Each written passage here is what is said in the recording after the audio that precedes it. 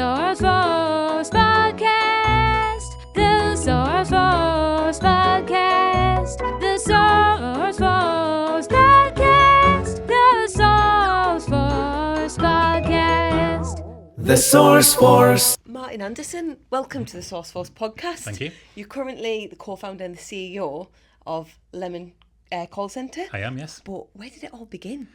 Wow, that's a long story, isn't it? Okay. So I kind of look back to where I started. If I think back to kind of my school days, I started from there. It's a pretty great place to be. And I remember being in school. I wasn't necessarily a high flyer, so to speak. I was kind of in the middle ground. You know, like the 80% of people where I wasn't hitting great grades, I wasn't causing any trouble. Liked a bit of sport, but didn't do anything in particular. And I was kind of like drifting through. I did all right in my GCSEs and things like that. And then I naturally just went on to do my A-levels because, to be quite frank, I didn't know what else to do. I just kind of followed on. I'd like business studies at school. Is one thing I kind of naturally was quite good at. That wasn't because anyone had led me that way. It just seemed to sort of fit naturally with me for some reason. So I found it quite interesting. Then went into to do my A-levels, and I remember a particular time, and I guess a lot of kids around this age can probably relate to that, sat in a class near the end of the A-levels at the time, and they were discussing going to university and things like that. And people stood up talking about it. And this, to some extent, this doesn't probably sound too great for me, but bear in mind I was only young at the time. I remember looking around thinking, I don't want to follow you. And they were going, no, I don't want to go and do that. I didn't really know why, and I wasn't really anything against them. They might have gone and do brilliant things. That's not what I want to do. I want to do my own thing, and I want to start a business, but I have no idea how or what or in what kind of entity. And that was kind of that first step into, this is the kind of direction I want to go, but I have absolutely no idea. And then I'm sure we'll go into more detail further on, but then that's how that led into sort of other sort of thoughts and progressions, and eventually came out into owning or running the contact centre world, which was nothing I'd ever been on my radar at all. Yeah, that is absolutely brilliant. What was your dream job growing up? Did you have? It's mostly footballer. Yeah. Did you have anything in mind? No, I didn't really. I think I was really quite boring as a as a teenager.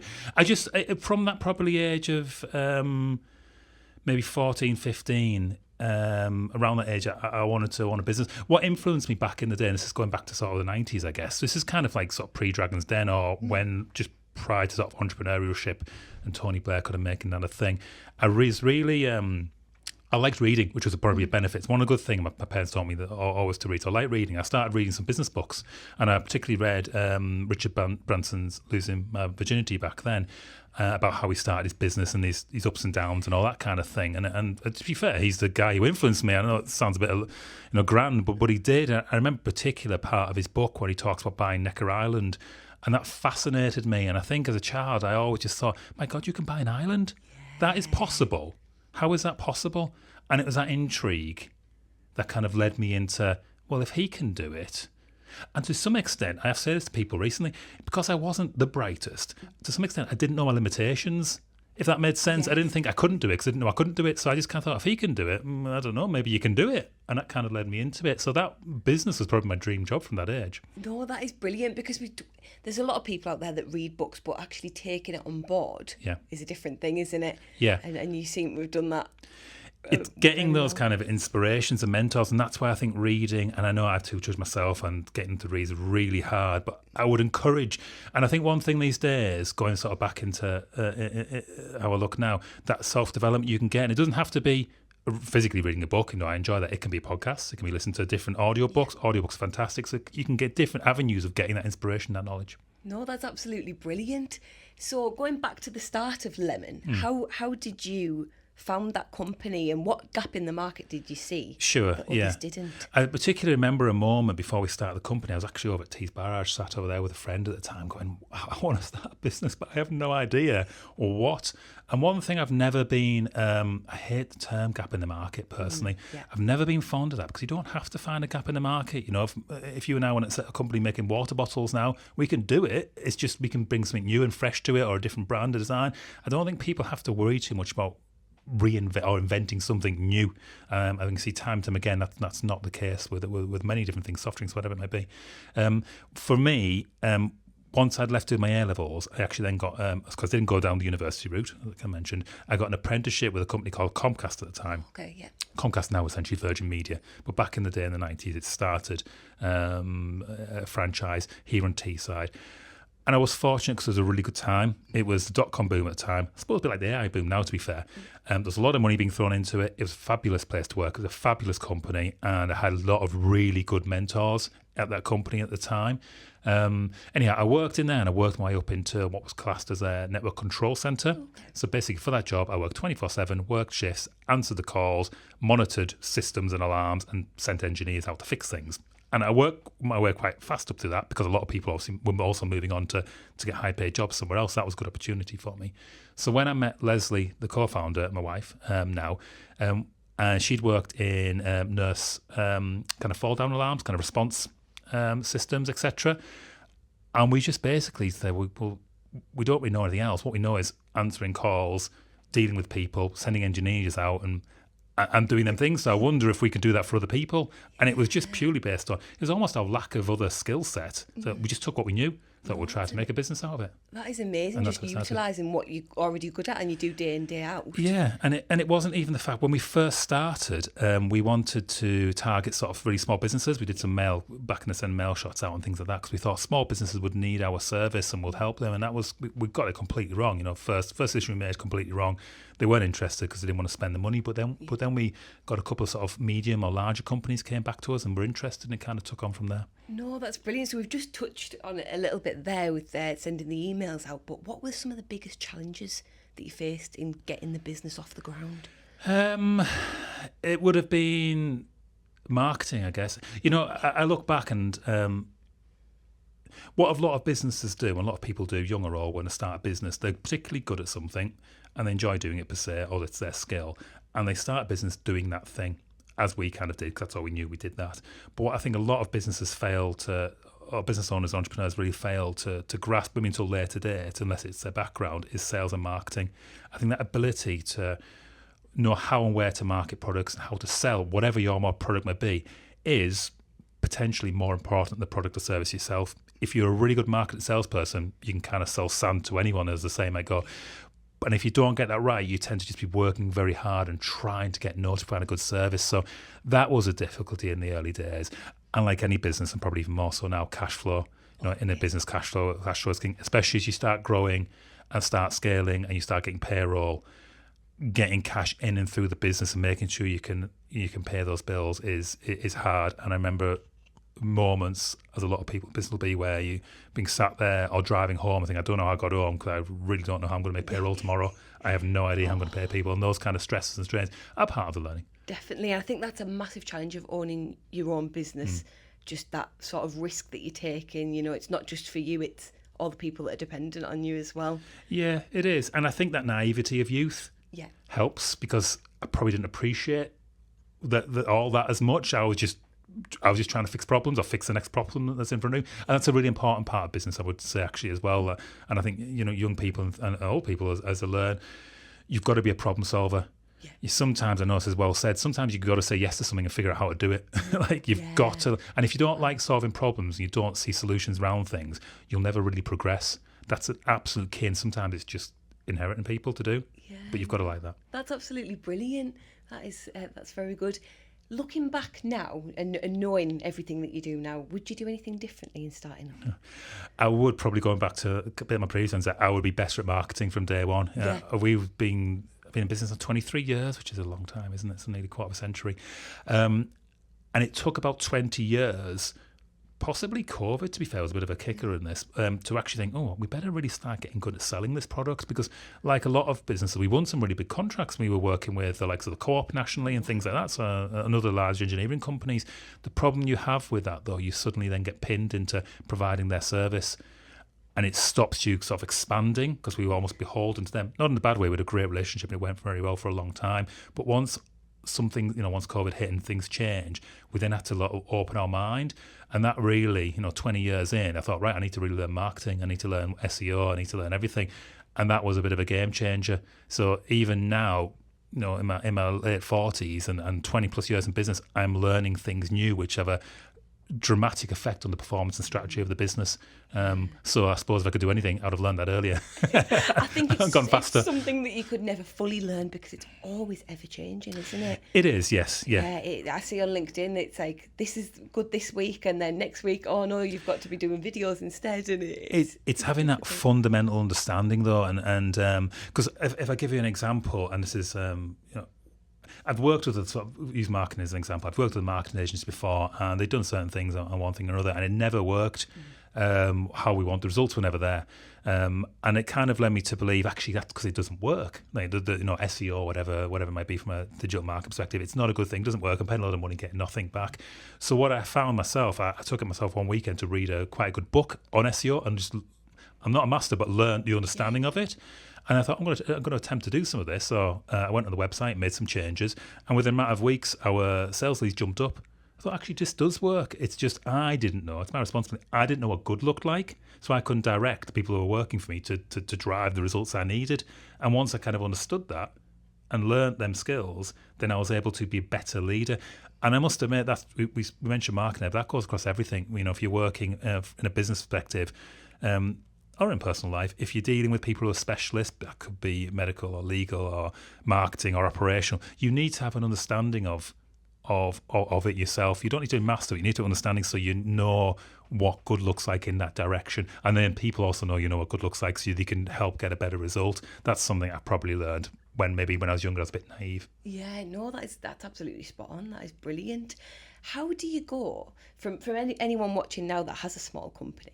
How do you go from a small company to having a multi-million-pound turnover?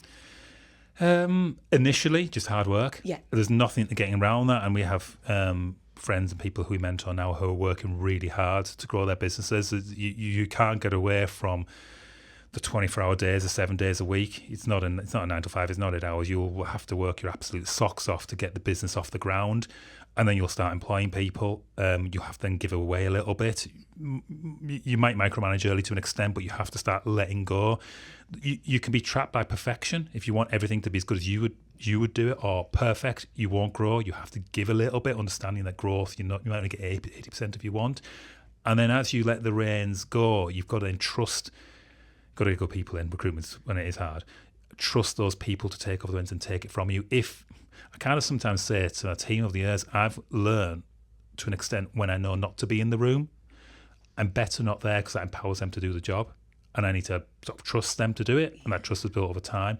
So at first, really hard work, start recruiting, get some good core people in, and then let go and just monitor and measure and then drive the business growth through the results. And then it just becomes a matter of statistics. And then you're going from there. It's a bit like playing sport. You just need to get the wins and the points on the table. No, that's absolutely brilliant. And I mean, I can totally understand where you're coming from. Like, you've built this company up, it's your baby, and then to have people come in and try and run it, and you're just like, no, but I've been doing this. I know what. I can imagine that's so difficult. It is initially, yeah, and then it's incredibly rewarding.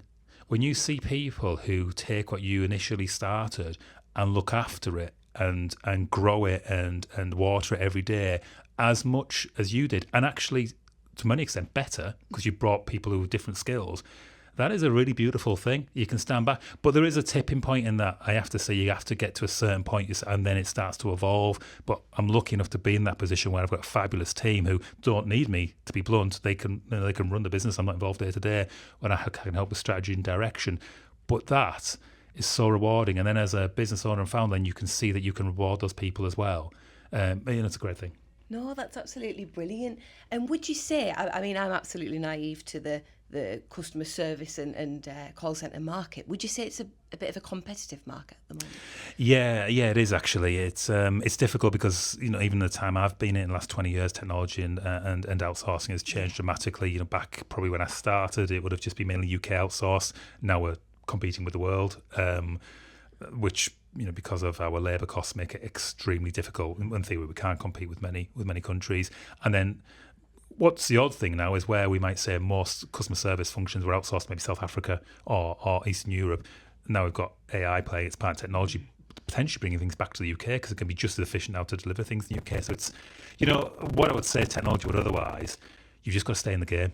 You've got to just still be in the game. Most businesses fail because the owners get sick and tired and can't bother anymore, or they run their cash flow to the edge. You've just got to if you stay in the game, you're going to be successful, and then you've got to ride these changes. You don't want to be on the cutting edge of technology because that can really hurt you. You don't want to be too much of a laggard, but like with AI, you don't need to panic either, because even though a lot of the hype and the media and the vendors will say, oh, no, it's, by tomorrow we're all going to be out of jobs, to be quite blunt, it'll be years or decades. I'm old enough to remember what happened with the internet arriving and all that kind of thing, and it's going to happen overnight. And it's still, we're still seeing the implementation of the Internet of Things now. It just takes so long because the consumer, ultimately the people who buy stuff, there's a bell curve, but not everyone changes that quickly. Some people still use faxes today or checks. It's just the thing. So you don't need to panic about technology. Just be mindful and go with the flow. No, that's brilliant. I know every time that I go into Tesco, I would never use the self-serve. See, I love them, but yeah. Oh, dear. Yeah. Oh, My they wife take doesn't. too long for me. I'm very confused over them. I think it's a child in me. I like the ones with little conveyor belts. Oh, yeah. So what keeps you motivated when the going does get tough? Yeah. What keeps you motivated? The challenge. Does it? Yeah, it is. And I think that's always going back to what I said earlier. It's the challenge of overcoming adversity. When someone says that can't be done, again, maybe because I'm not bright enough to realise that, I think, well, there must be a way. If they can do it, he can do it. There must be a solution or a way around. I don't believe there isn't really. And overcoming those challenges. I was never really motivated per se by money or material things. That was never my reason for getting into businesses, and some people it is, and that's fine. Them things come with time. But it was more about, actually, I just want to do it. It's a challenge. I want to be able to do it. If I'm playing Monopoly against you, I want to win just because it's a challenge to win and try and do it in a different way.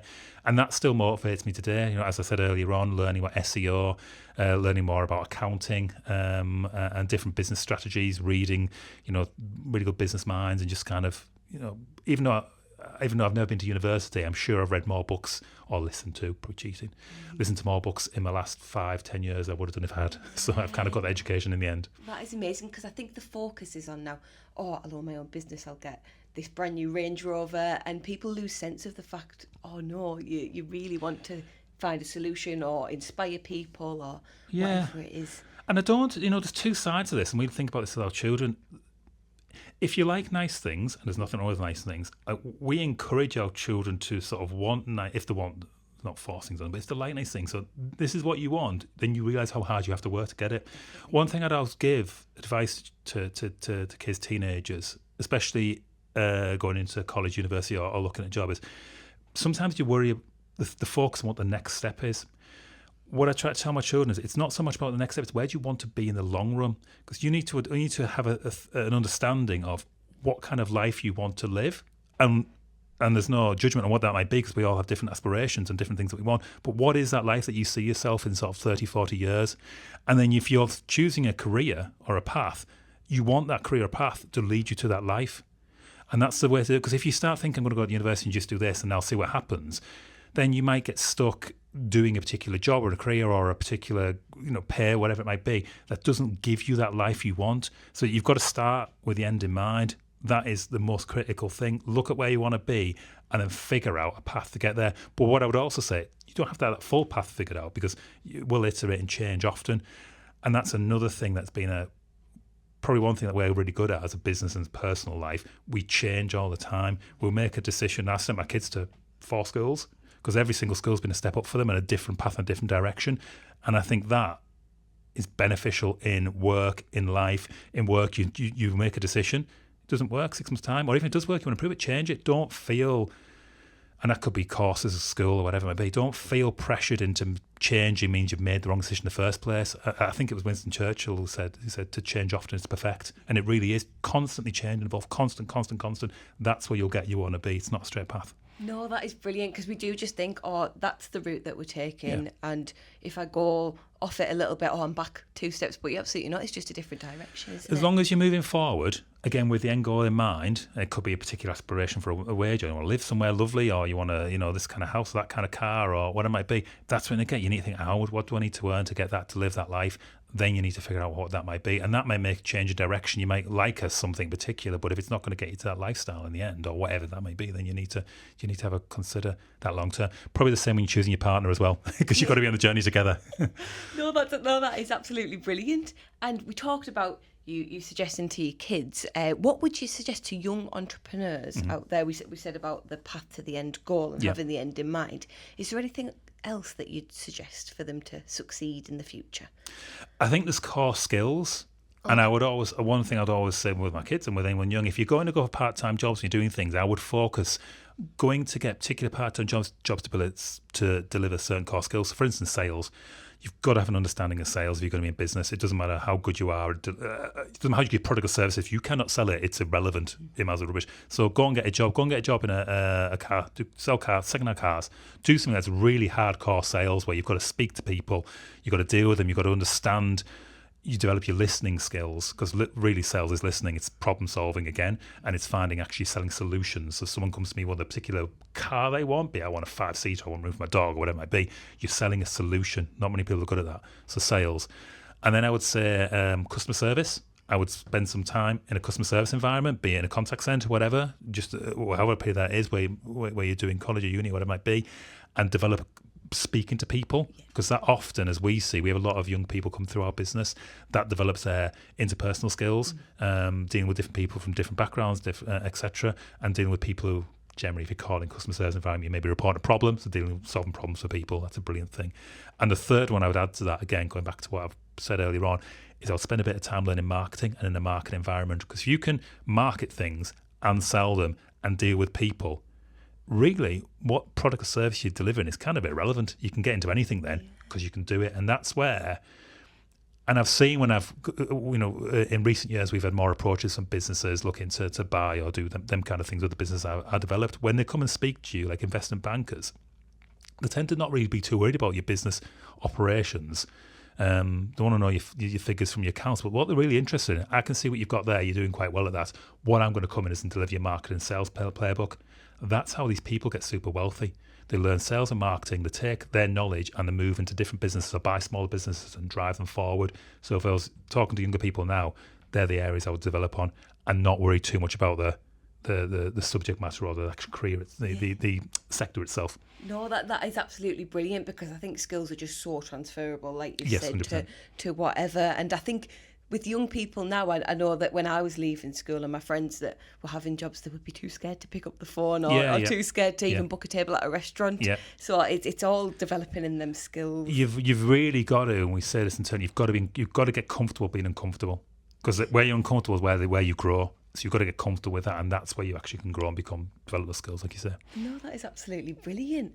So what does successful mean to you, and has the definition of success changed over time? I guess it has. If you asked me when I was 14, I probably would say buying an island.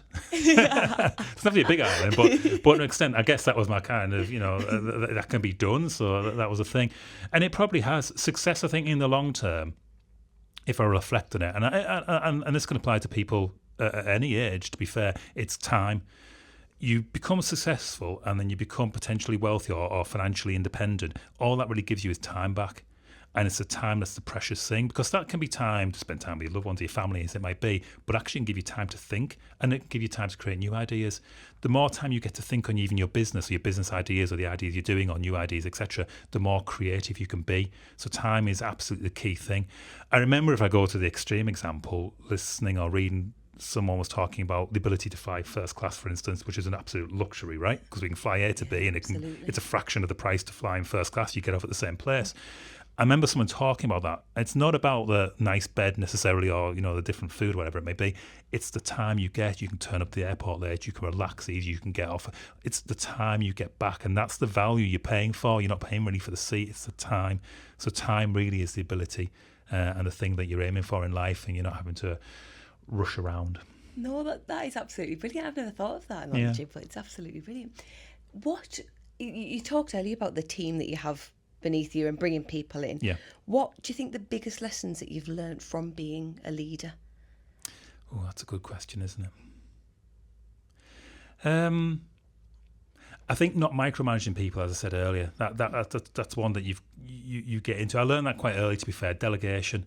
You kind of get to a point in you've got to really try to make yourself redundant, and by doing that, bring people up into your position. That should be your aim as a leader, as a business. You need to be in a position where you've got nothing to do. in the business itself, and that frees you to think about more things and strategy, etc. I think you will build naturally a core people around you, and trust and loyalty that you get between yourselves, rewarding people.